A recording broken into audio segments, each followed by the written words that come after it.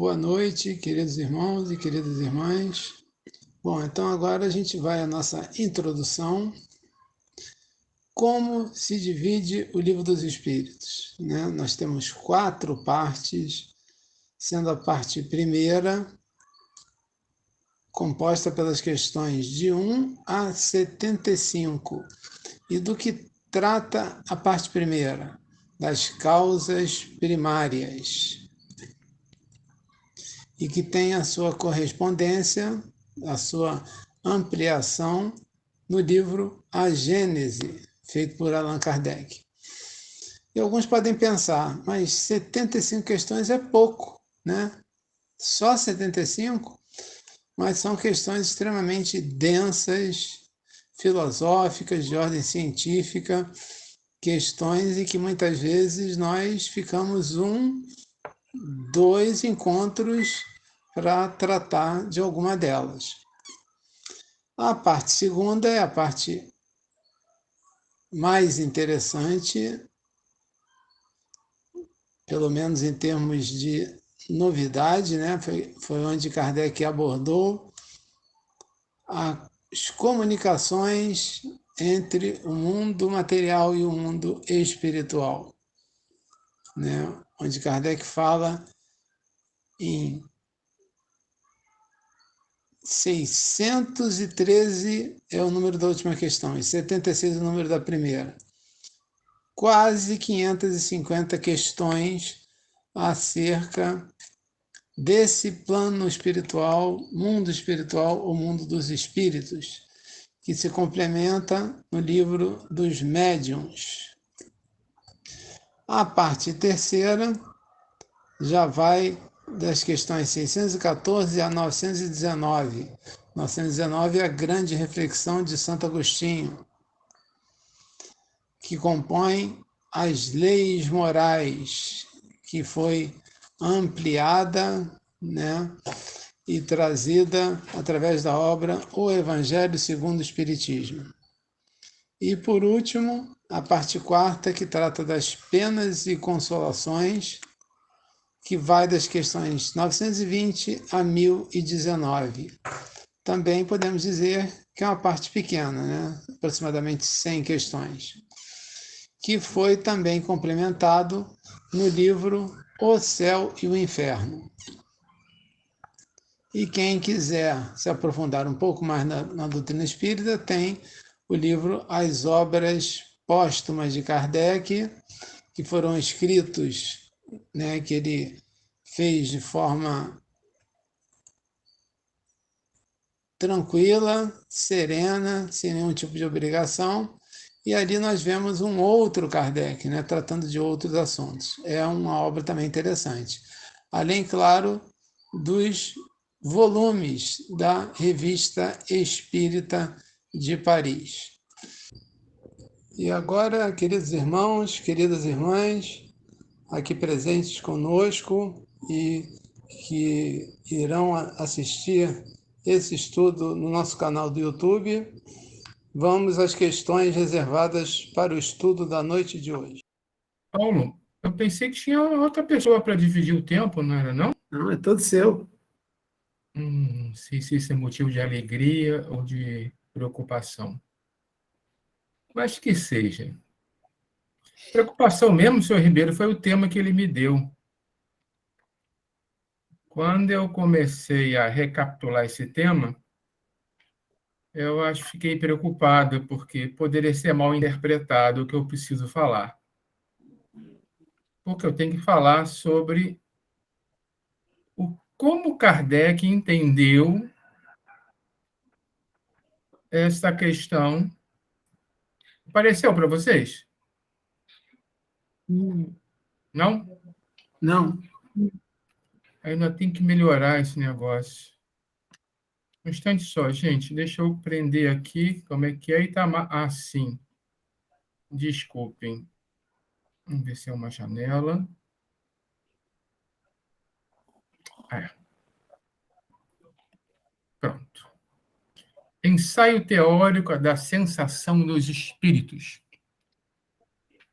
Kardec, depois de compilar tudo que recebeu de informações através das psicografias, ele mesmo fez esse ensaio, apresentando uma conclusão geral do seu entendimento. Só que, de lá para cá, muita coisa foi acrescentada a esse assunto. E uma leitura superficial do ensaio de Kardec pode levar a interpretações erradas.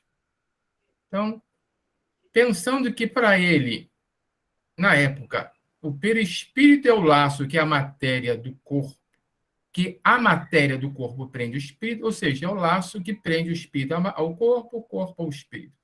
O perispírito aqui nesse momento era um laço, uma coisa meio etérea, meio impalpável, não muito bem definida, é o que ele tinha para trabalhar. E ao trabalhar com esse conceito, quais foram as primeiras conclusões que ele lançou?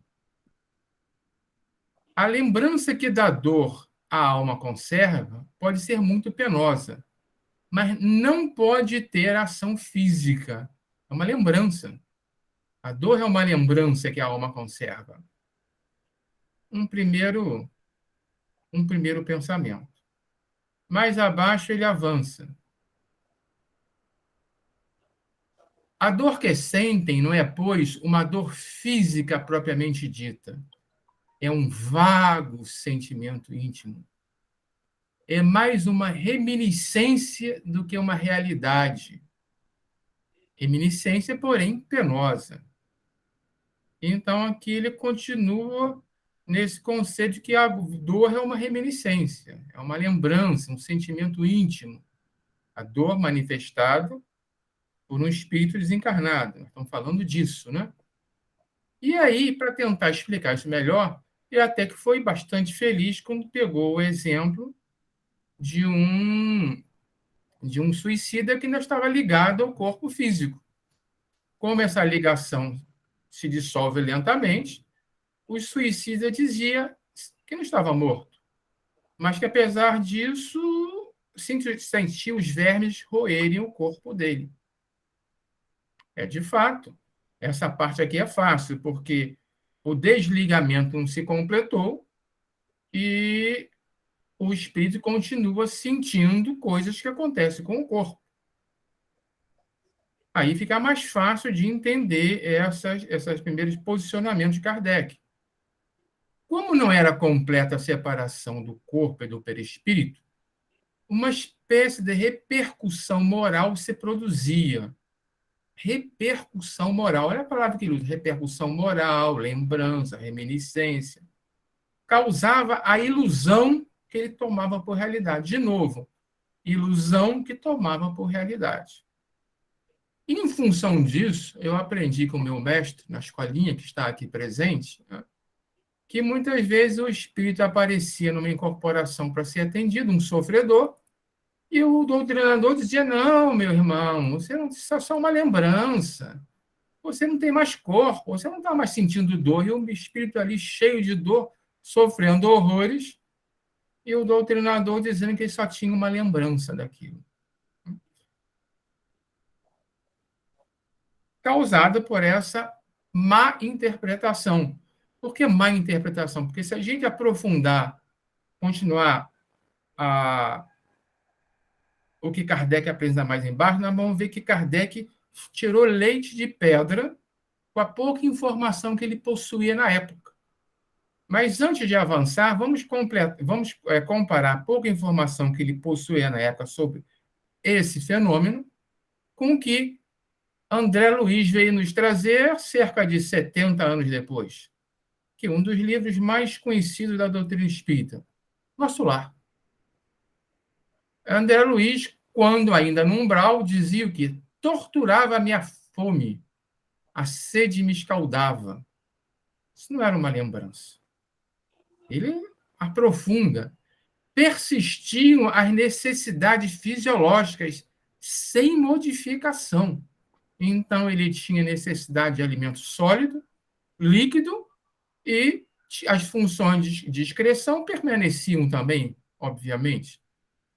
castigava-me a fome todas as fibras, e nada obstante, abatimento progressivo não me fazia cair definitivamente em absoluta exaustão. E aqui ele já faz uma diferenciação enorme para o corpo físico. Ele está dizendo que ele não tinha mais o corpo físico, logo não tinha mais o duplo etérico. Então, se a gente olhar pela época de 70 anos atrás, a gente diz, ele tem um laço apenas que sobrou quando o corpo se soltou, aquele laço que prendia o corpo físico ao espírito. Não. Hoje nós já sabemos que ele estava habitando, a consciência dele estava se manifestando através do seu corpo astral. É aquela questão setenária dos corpos. Corpo físico, etérico, astral, mental concreto, mental abstrato, e por aí vai. Então, ele havia perdido o corpo físico e etérico, mas o corpo astral estava sendo torturado por fome e sede. Estava cansado, estava abatido, mas não caía em exaustão definitiva, ou seja, não morria. O corpo astral não morre, mas ele pode passar por vários sofrimentos equivalentes do corpo físico, que não eram lembranças. Mais tarde, quando ele começa a conhecer o nosso lar, ele adentra numa região onde mostram para ele o seguinte: existem aqui os mutilados, quer dizer, pessoas que estão sofrendo por falta de órgãos no astral.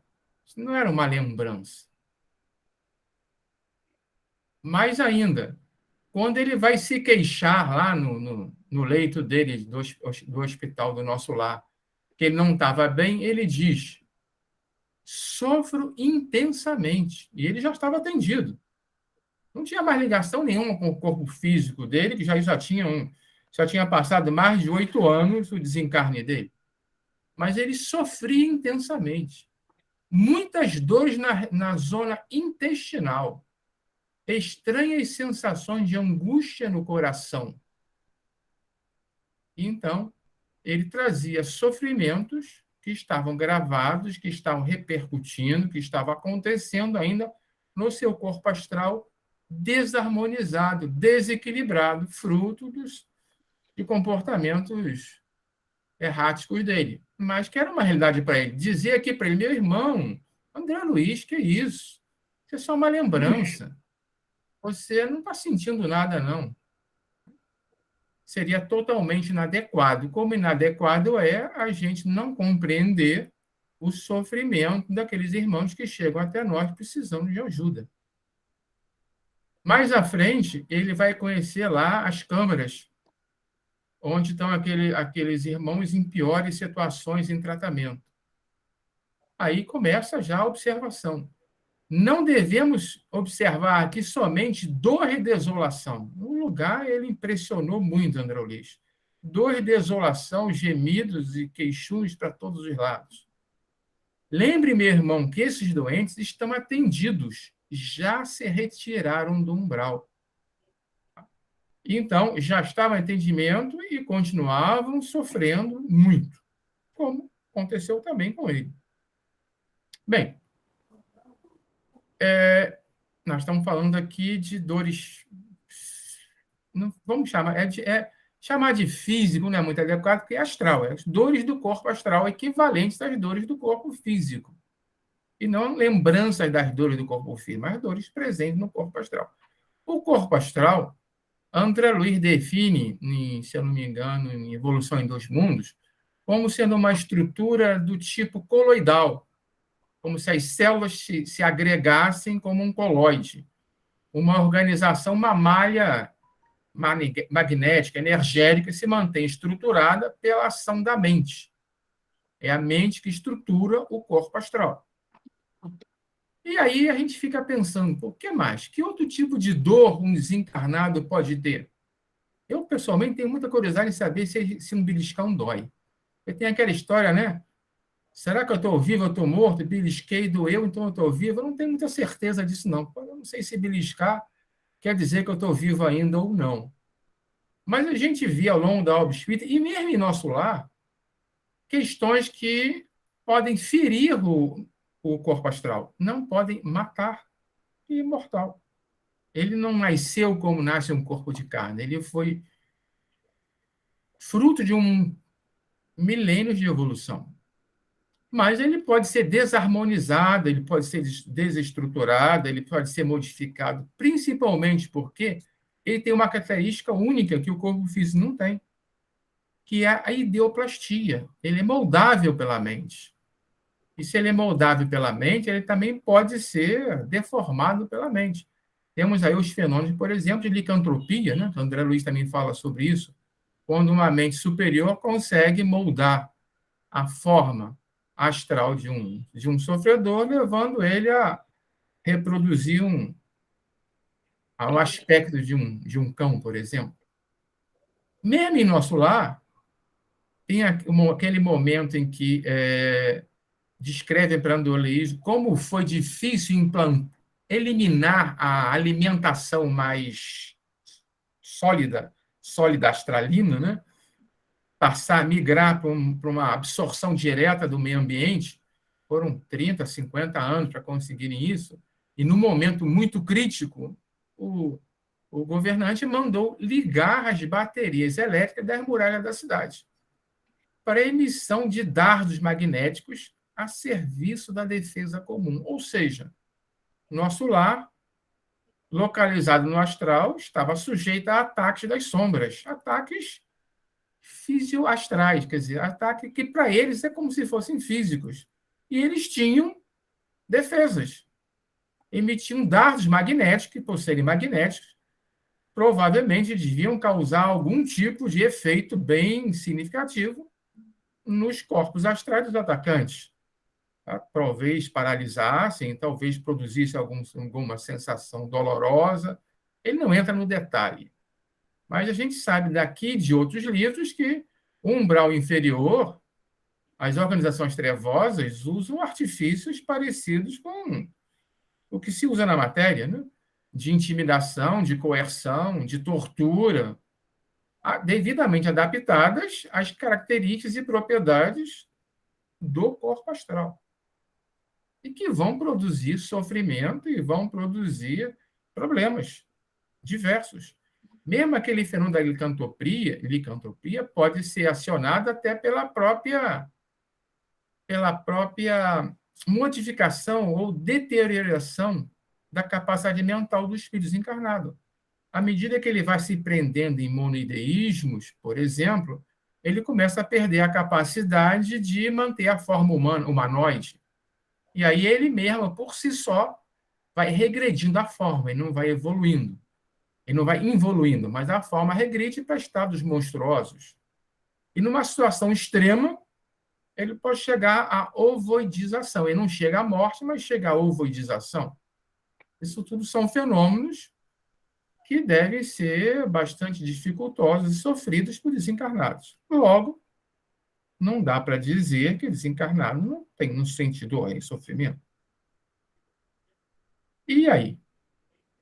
Como é que a gente sai dessa de novo voltando para Kardec? Não era uma ilusão. Mas Kardec, mais à frente, demonstra quanto afinado ele estava com o plano espiritual. Mesmo sem ter informação da existência do corpo astral, mesmo pensando ainda no perispírito como apenas um laço de ligação entre o espírito e a matéria, ele escreveu essas coisas aqui. E quando a gente olha para o que ele escreveu, pensando nos diversos corpos, a gente vê que o que ele escreveu está certo. Apenas a interpretação é que tem que ser adaptada ao novo nível de informações que nós temos. Então, por exemplo, nessa parte aqui primeiro, fica mais fácil. Dizendo que os espíritos são inacessíveis às impressões da matéria que conhecemos, referimos a espíritos muito elevados. Quer dizer, ser inacessível às impressões da matéria está falando ao sofrimento, às dores, ao sofrimento, às sensações. Chega ao ponto de dizer, inclusive, tanto as boas quanto as ruins. Aqui mais acima ele fala sobre isso. Mas isso são os espíritos elevados. E aí completa. Outro tanto não acontece com os de perispírito mais denso. Aí eu frisei aqui, frisei o frisado. O que Kardec quer dizer com perispírito mais denso? Alguém arrisca um palpite? Para mim, ele está falando corpo astral. O corpo astral, quando a gente junta tudo, todos os corpos, numa única denominação perispírito, a parte mais densa não é o corpo astral? Então, outro tanto não acontece com os espíritos que ainda estão de posse de seu corpo astral, os quais percebem os nossos sons e odores, não porém apenas por uma parte limitada de suas individualidades, conforme lhes sucedia como vivos, ou seja, uma forma mais ampliada, como é a questão da vista no plano astral. Então, aqui ele diferencia o espírito mediano como nós, que vamos perder o corpo físico, vamos ficar de posse de um corpo astral, e que podemos chegar no astral com bastantes problemas. E esperamos que a gente tiver que baixar numa casa espírita que as pessoas compreendam que a gente está sofrendo o mesmo. Como com os espíritos mais evoluídos, que já largam o astral direto e vão logo para o mental concreto, passam pela primeira morte, imediatamente a segunda, ou algum tempo depois, e aí sim aí ele perde esses vínculos. Aí, a esses espíritos, essas questões são completamente diferentes. Como o nosso universo maior, a nossa proximidade com essa turma aqui de baixo, que somos nós mesmos, tá? Essa é a nossa realidade numa casa espírita, a menos que a gente esteja falando de algum mentor, o mentor do mentor, que vai fazer um esforço tremendo para conseguir, sem mais ter um corpo astral, se manifestar e dar alguma mensagem, a menos que a gente esteja falando disso, o nosso universo é isso daqui. E nesse universo aqui, a questão das sensações é bem mais concreta e palpável, e não apenas uma lembrança penosa. Isso tudo está no mesmo ensaio de Kardec. Nós só precisamos entender que ele não podia dizer isso tudo que nós sabemos hoje, porque luz demais ofusca. Ele foi até onde podia, e, mesmo assim, ele conseguiu deixar registrado a essência da coisa. Eu achei esse ensaio dele sensacional por causa disso. Ele conseguiu atender a situação do momento e sem deixar de falar e de registrar a questão maior. Aqui ele amplia um pouquinho mais essa questão para os espíritos superiores, principalmente. Sabemos que no espírito há percepção, sensação, audição, visão. Está falando aqui dos 5 sentidos, praticamente. Só não falou no paladar. Mas se a turma lá toma as suas sopinhas ainda, o paladar também está presente.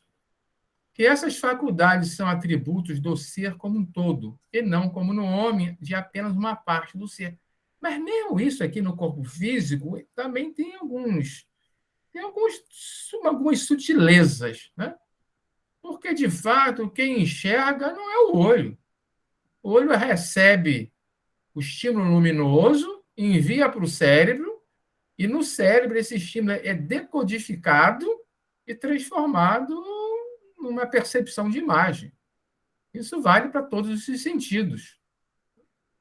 Então, a dizer que está no corpo humano a entrada, o sensor é localizado, mas quem decodifica todas essas sensações e percepções é o cérebro. E aí vem aquela história do cérebro físico, do cérebro astral, e as coisas começam a se comunicar. Bom, aqui ele é bastante honesto, mas de que modo ele consegue isso? Ignoramos-lo. Ele disse, não sei ainda a informação completa. Não me foi dado isso tudo. Mesmo assim, ele foi bastante feliz no ensaio dele. Os próprios espíritos nada podem nos informar sobre isso, por inadequada a nossa linguagem a exprimir ideias que não possuímos. Aqui ele dá uma justificativazinha, pensando nos espíritos superiores que teriam mais dificuldade em passar as percepções, aí sim, isso é um fato. Né? Ramatiz diz uma coisa muito bonita. Ele diz que o nosso problema é que a gente, para evoluir mais, nós temos que nos desapegar. Nós temos que vencer o ego. Nós temos que nos liberar dos prazeres materiais. E não temos nada para colocar no lugar. Porque nós não conseguimos ainda conceber o que são os prazeres do anjo. Eles usam a expressão. É ainda para nós inconcebível o que é o prazer do anjo. Ou seja, a gente está trocando, em princípio, tem que ir na fé. Vamos na fé, vamos parar de beber, vamos parar de comer o nosso churrasco, vamos parar de fumar, vamos parar de fazer besteira, vamos nos purificar, vamos nos preparar, porque em algum momento nós estaremos habilitados a prazeres superiores. Mas tem que ir na fé, porque não dá para saber o que é isso ainda. Ele meio que fala um pouquinho sobre isso aí, mas eu acho que eu não grifei essa parte. Aqui também, ó. Mas disse-a, desde que pelo espírito é que as sensações agradáveis, da mesma forma que as desagradáveis se transmitem, ao espírito, sendo puro, será inacessível tanto as agradáveis quanto as desagradáveis. O espírito puro já nem acha mais agradável o cheiro de um churrasco, né? A gente aqui, se ficar 10 anos sem comer carne, já vai deixar de achar. Mas ele está dizendo que isso vale tanto para as sensações, de novo aqui. Então, ele está fazendo ensaio sobre sensações, e aqui está falando de espíritos superiores. Essas sensações equivalentes às sensações do corpo físico, que ainda existem no corpo astral, que é chamado de corpo das sensações, não é a troco de nada. Também aprendi com o meu mestre aqui presente, que ele é a origem de tudo. O vício começa no corpo astral, e não adianta perder o corpo físico que o vício nos aparece, ao contrário, ele recrudesce. Então, aqui está dizendo que ao espírito superior, aquele já passou pelo menos pela segunda morte, e não tem mais o corpo das sensações, ele não vai sentir nem mais o que o espírito superior acha agradável ou desagradável. Até que para ele, talvez, tudo já seja desagradável. Mas nesse caso aqui, acho que Kardec não percebeu isso. Que, à medida que se avança, né, essa própria interpretação do que é agradável e desagradável pode ir mudando. E, provavelmente, para um espírito puro, aquilo que nos agrada hoje não vai agradar mais. Muito bem. Eu achei meio exagerado quando ele falou em música. A música não, né? Música, perfume, a gente sabe que é o contrário. A música continua evoluindo, que eles têm uma percepção das vibrações sonoras muito mais acuradas que nós e encontram muito mais prazer nelas do que nós. Muito bem. Eu fiquei aqui sem ter noção de tempo, porque quando eu coloquei essa tela eu perdi o meu relógio. Como é que nós estamos de tempo, Paulo?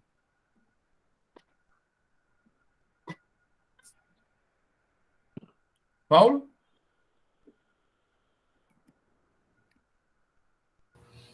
Eu não me acerto esse mouse. 20 minutos. 20 minutos. Olha, gente, vocês me deram um susto agora. Eu pensei que tinha ficado esse tempo todo falando sozinho, porque vocês estavam num silêncio sepulcral. Eu chamo Paulo e o silêncio permanece. Nossa! Teria sido um papelão de ridículo, né? Se eu tivesse feito isso. Nós temos 20 minutos disso tudo, né? Vamos ter que apelar para perguntas e respostas. Mas eu acho que ainda tem um trechozinho ali do estudo dele que eu não toquei. Vamos voltar para lá? Assim que eu conseguir colocar aqui de volta uma guia, não. Cancelar, é uma janela, sim, aqui, compartilhar, bem, aqui, já lembrei, não, tudo bem, não se preocupe não, pelo menos mais 10 aqui eu ainda tenho munição. Então, uma vez concluído isso, que Kardec falou em corpo astral sem citar o nome, né, ele vai um pouquinho mais sobre a questão da visão. A visão para ele é uma coisa importante. A faculdade de ver é um atributo essencial da alma, para quem a obscuridade não existe. É, contudo, mais extensa, mais penetrante nas almas purificadas. A alma ou espírito tem, pois, em si mesma a faculdade de todas as percepções. Por visão aqui, eu já nem sei se essa percepção generalizada que o espírito tem ainda é digna de ser, ou seja, ainda merece, não, ainda é passível de ser chamada de visão. Ele tem uma percepção ampla do todo à sua volta. A questão mais não é só um raiozinho de luz, ele não precisa mais de luz. O nosso globo ocular precisa de um raio de energia luminosa na faixa do visível, refletida sobre o objeto, para que nós possamos ver o objeto. Mas eles detêm uma faculdade, uma percepção tão superior a isso, que eu nem sei se merece, se ainda é digno de ser chamado, digno não, de novo, se ainda é passível de ser chamada de visão. Para mim, é uma capacidade muito maior. E aí... Vidal, Oi, diga. a espiritualidade fala de uma luz espiritual, entre aspas, né? Eu acho que aí sim entra aquela história da linguagem que ele falou, que Kardec falou aqui antes. É difícil para eles definirem o que é esta percepção. Eu tenho uma percepção dessa percepção da minha adolescência, antes de eu ser espírita. Quando eu li um livro de ficção científica, esse cara devia estar inspirado. A gente aprendeu isso também, né? A gente sabe, por exemplo, que as obras do Júlio Verne foram todas inspiradas para ir nos preparando para o futuro. Eu me lembro desse livro só do seguinte: o planeta Terra entrou numa região do espaço onde um tipo de radiação diferente passou a banhar o planeta. E nós nos abrimos para uma visão, que não era a visão do olho, que nos permitia ver tudo, do micro ao macro. É uma percepção completa. E aí, quando a gente vê André Luiz falando naquela visão microscópica, na macroscópica, etc., a analogia era perfeita. Isso não é nem muito mais do que visão. E à medida que, olha aqui, vida extracorpórea vai ser desanuviando, o que é isso aí? É o corpo astral se rarefazendo.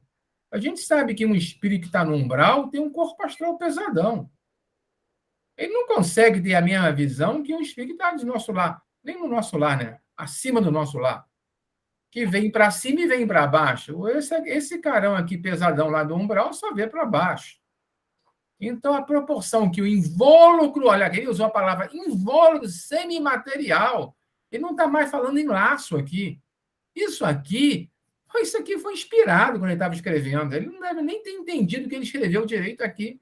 Invólucro semimaterial é o corpo astral se eterizando. Só que ele não podia usar esse nome. É porque esse nome já existia. Né?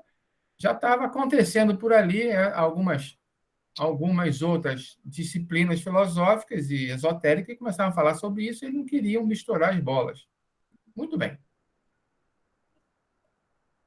Tem mais aqui um destaque. Pensamos que, uma vez livres do nosso corpo, do nosso grosseiro envoltório, instrumento de nossas dores, não mais sofreríamos. E ele nos sendo informado de que ainda sofreremos. Aqui, Kardec faz uma espécie de desabafo. Pô, eu pensava que quando eu largasse esse corpo grosseiro aqui de carne, dores e sofrimentos iam desaparecer, agora eu estou sabendo que continua acontecendo. Isso aqui equivale a uma reflexão. Vidal? Oi? Aquele corpo denso que você falou antes, né? O espírito mais denso, né? É que justifica a necessidade dos médiuns, né? Aí nós vamos mudar um pouquinho o assunto, né? Se a gente falar na necessidade dos médiuns. Deixa eu terminar o raciocínio aqui, que eu quero pegar uma deixa nesse desabafo de Kardec. Eu até tirei de lá para ficar mais livre para falar. Me acompanhe no raciocínio. Vamos começar pelo início. Deus. E vamos terminar pelo final. Deus. Deus criou dor e sofrimento? É um Deus vingativo? Quem não obedece à minha lei vai sofrer, vai penar no inferno, ou onde quer que seja, até o último ceitil. Não é esse o conceito moderno de Deus. Deus é Deus. Deus sempre foi e foi. Apenas a nossa visão com ele que muda. Deus criou o universo. Para criar o universo, ele criou leis. Leis que têm por base o amor a nós. O universo foi criado para nós, para nos proporcionar a oportunidade de sermos co-criadores de nós mesmos. Deus nos fez pequenininhos, simples e ignorantes, para que a gente pudesse, pelo livre-arbítrio, tomar decisões sobre que caminho seguir, para aprender, batendo cabeça que seja, para decidir se nós vamos querer crescer pela dor ou pelo amor, para construir a nossa história. Só que, quando ele criou esse universo, ele amarrou a coisa. Tinha que amarrar. Por exemplo, nossos corpos materiais precisam de alimentos. Qual foi a grande descoberta que tirou o homem dentro da caverna? O fogo. O fogo tirou o homem dentro da caverna para cozinhar alimentos, para fazer outras coisas. Então, Deus criou leis de química, de fisicoquímica, de biologia, que transformavam a carne de um animal morto num alimento. Quando ele criou essa lei, por decorrência, ele criou um fator de risco para nós ainda infantis. Se eu estou cozinhando um assado qualquer, me distraio e a minha mão toca no fogo, ela vai cozinhar tanto quanto aquele churrasco. E aí eu sinto dor. Eu nem penso. A dor cria um mecanismo automático de tirar a mão do fogo. Quando a gente vê, já tirou a mão do fogo. Ele está doendo. Mas essa dor é uma dor menor do que seria a dor maior se Deus não tivesse nos dotado de nervos sensitivos que doessem com calor. Nós íamos cozinhar a nossa mão, nós íamos perder a mão. Então, para evitar um mal maior, nós sofremos a dor da queimadura, em pequena extensão. E assim vale para todo o resto. Se a gente expor os nossos ouvidos a um som acima de 80 decibéis, vai doer. E a gente vai imediatamente fugir desse som. Vai doer? Vai, mas evitamos um mal maior que é ficar surdos. Um som acima de 80 decibéis iria nos deixar surdos. Isso vale também para a luz, vale para tudo. Então, as leis que Deus criou para que o universo funcione com a harmonia que funciona, nos impõem limites, nos impõem restrições, que nós temos que conhecer e aprender a respeitar. Deus não castigou a pessoa que esqueceu a mão e tocou ela na brasa do churrasco. Faz parte das leis de funcionamento do universo. Deus nos protegeu ao nos permitir que a gente tivesse esse mecanismo. Isso vale também não só para as dores que vêm do meio ambiente, externas a nós, também para as dores internas. Nossa, estou sentindo uma dor no peito, acho que eu vou dar uma passadinha no hospital, vou ao médico. Pode ser que essa dor no peito, me levando a procurar um médico, me livre de um ataque cardíaco. Então, as doenças, em geral, começam com pequenas dores. São os avisos que nós vamos recebendo. Tem uma coisa errada aí dentro. Procura um médico, faz um exame. Se a gente não segue essa orientação divina, se a gente relaxa com essas indicações que Deus deixou para nós, coisas piores vão acontecer. Então, nós falamos agora como é que funciona a questão física. Aproveitando, então, o gancho de Kardec, que fala muito na questão moral, na dor moral, vamos agora para as dores morais. Mesma coisa, o mesmo princípio. Eu, nessa existência, ganhei um corpo forte, treinei, sou faixa preta em karatê, adoro sair por aí batendo em qualquer um. Olhou para mim atravessado, apanhou. Eu sou um cara violento, um cara grosseiro. Cada vez que eu faço isso, quando movimento minhas energias para machucar alguém, eu internamente, energeticamente, eu estou baixando a minha vibração com aquela violência e estou machucando os meus corpos sutis. Meu corpo astral está começando a ficar desarmonizado, desequilibrado. A vibração vai caindo. Em algum momento, se eu for uma pessoa muito irascível, isso aí pode se transformar numa doença no corpo astral e chegar ao corpo físico. Aí eu tenho um piripaque, adoeço, tenho alguma coisa mais séria, não morro, e a partir daí eu estou debilitado fisicamente. E aí aquelas pessoas que apanharam de mim, algumas delas poderão querer se vingar. E aí eu vou aprender na própria pele como era ruim aquilo que eu fazia. Eu vou aprender na própria pele uma das maiores lições de Jesus. Não fazer aos outros o que não queremos que seja feito a nós mesmos. Ah, mas então não. Então ele foi castigado. Ó. Ele teve um piripá que adoeceu, ficou raquítico aí qualquer, ficou paralítico de um braço, não suporta que seja, e agora ele é saco de pancada. Isso é castigo divino. Então, é a mesma coisa que o dedo queimado. É uma dor menor, por amor, para evitar uma dor maior. Porque se nós continuássemos indefinidamente naquele mau comportamento, nós estaríamos criando problemas cada vez piores para os nossos corpos sutis. O grau de desarmonização seria muito maior e as consequências seriam muito piores, porque nós estaríamos infringindo as leis com as quais Deus construiu o nosso universo. Se não foi um piripaque nessa existência, quando eu desencarnar, eu vou parar no umbral, vou estar com o meu corpo astral prejudicado e talvez encontre aqueles que eu castiguei fisicamente em melhores situações que eu estou. Eles vão querer se vingar lá no umbral mesmo, e eu vou virar saco de pancada lá. Ou eu vou estar com o meu corpo astral tão mal, tão enfraquecido, tão desarmonizado, que ele, ao nascer de novo, ao gerar um novo corpo de carne, vai gerar um corpo de carne enfraquecido, desarmonizado, frágil, fraco, e de novo eu estarei sujeito a receber na própria pele o mal que eu fiz, para aprender a respeitar a dor do meu semelhante.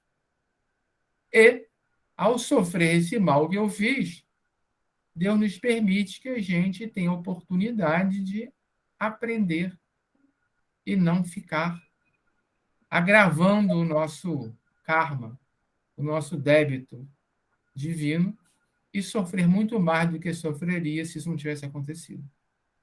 Senão, nós iríamos transformar. Imagina uma pessoa que, encarnação após encarnação, é uma pessoa violenta, cada vez mais violenta, cada vez mais prezando por desenvolvimento físico. Essa pessoa vira um monstro aí.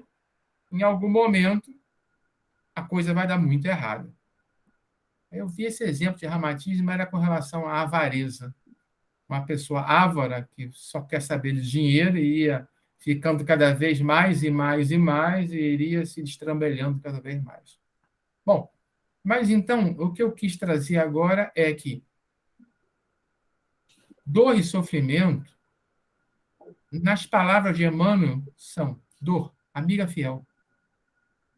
Emmanuel, não me lembro mais em que livro ele fala isso. Ele, acho que é num poema, que ele chama a dor de amiga fiel.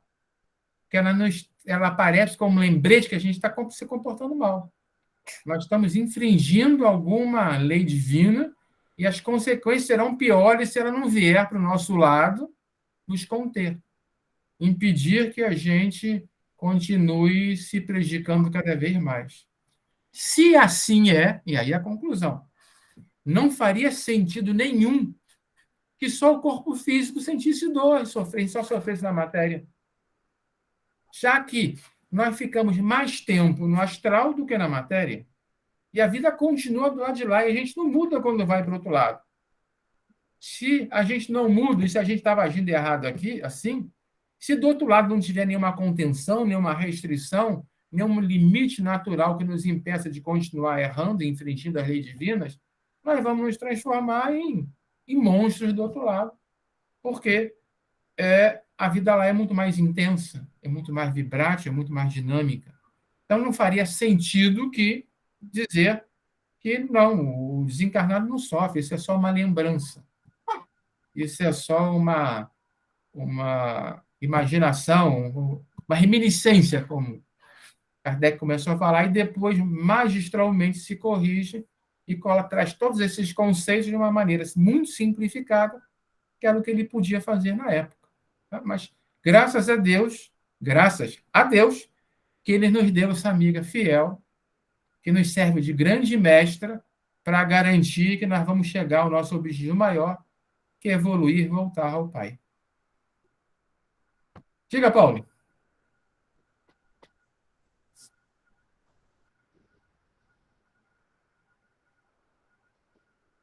Agora eu estou vendo vocês.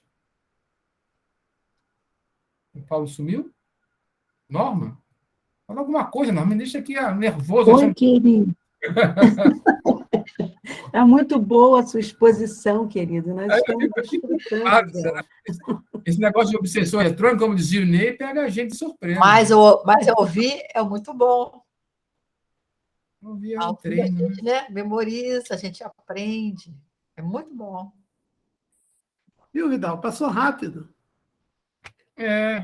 Passou rápido. A minha preocupação é sempre cravar o tempo, né? Você sabe? Aprendi de novo com o meu mestre lá da escolinha que tempo é uma coisa para ser respeitada, nem antes nem depois. Então, temos 3 minutos, dá para fazer uma pergunta aí, se alguém quiser. Não fique fechado, se o Ribeiro está aqui, eu peço para ele responder. Se o Ribeiro não fala nada, se o Ribeiro só está escutando a gente, pelo menos faz assim para mim, por saudade, ele não fala nada, não dá um sorriso. Ah, que bom! O seu Ribeiro, ele sorve o conhecimento. Ele não tem que sorver conhecimento, ele está aqui, sabe fazendo o quê? Ele está aqui, é aquele jardineiro que passou a vida plantando, agora ele só veio admirar o produto da plantação dele, ele veio cheirar as flores, ver se as árvores estão dando fruto. Eu fico realmente muito satisfeito, fico calado por ouvir você, que você aprendeu isso fora da escolinha. Muito do que eu falei aqui, aprendi escutando. Fora da escolinha. Não, eu não escutava. Você, olha, o Livro dos Espíritos, que você dominou aí, é um repositório de sabedoria. Com certeza. Essa é a realidade, a interpretação da pessoa, muitas interpretações tem por aí, não corresponde à realidade espiritual. Esse é o meu ponto.